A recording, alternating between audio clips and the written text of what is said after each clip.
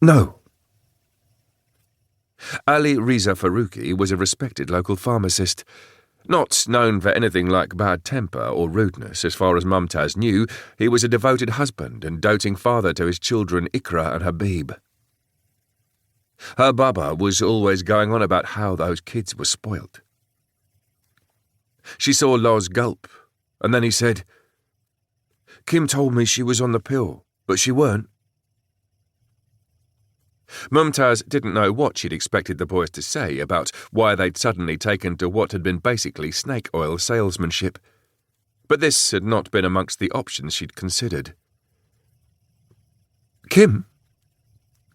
Fun with benefits, weren't it?" he said. Habib translated. "Loz was going out with Kim. She's a girl at our school." "Okay, and?" "She says she's pregnant," Loz said. "She's 16, but she says it's mine, and she wants this phone and—" Habib said. "She told him if he doesn't get her the new Samsung Galaxy, she'll tell her dad." Mumtaz, at 37 and with one marriage already behind her, wasn't easily shocked. But she hadn't been expecting something like this. The boys had apparently been selling a homemade pain control cream called capsaicin. Used by a lot of elderly people to counteract arthritic pain, it had been in short supply since September. Habib's father had apparently sounded off to all his customers about it. He was very sorry, but there was a supply issue, and he just could not get hold of it. Habib had listened to this for some time before he'd actively sought out the recipe for a homemade version of the cream online. It had taken Loz's problem to spur him into action. "Kim's dad's a cage fighter," Loz explained. The only thing Mumtaz knew about cage fighters was that they fought bare knuckle, in cages, and that one of media star Katie Price's many husbands had been one. Loz was probably right to be scared, if indeed Kim was pregnant. Remembering the little her father had told her about the boys, Mumtaz said, "This capsaicin cream, you sold it locally? Door to door?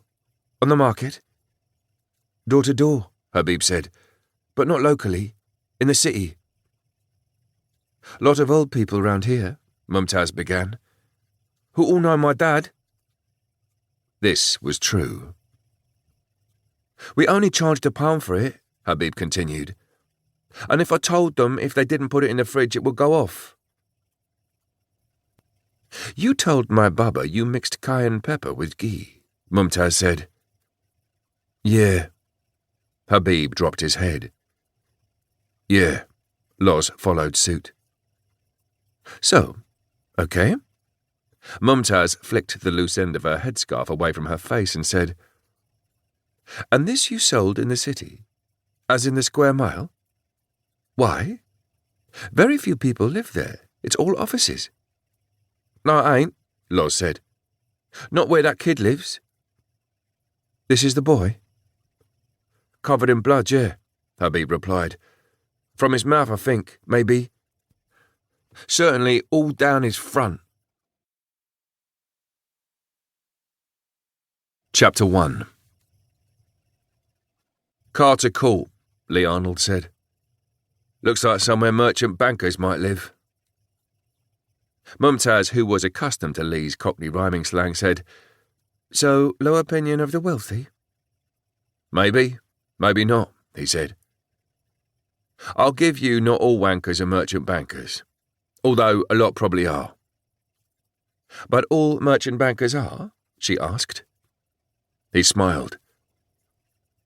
Swearing still sounded weird coming out of Mumtaz's mouth. When he'd first employed her, she'd been a timid, covered Asian widow lady with a psychology degree. Now, although the headscarf and the degree remained, she was a confident, sassy woman with a sharp sense of humour. He was also in love with her. Lee was looking at Street View on his computer screen. "Just up Ludgate Hill from St Paul's," Lee said. "Flats mainly." "The boy said this kid was in a house. An old one." Lee frowned. "Most of the old places round there were..."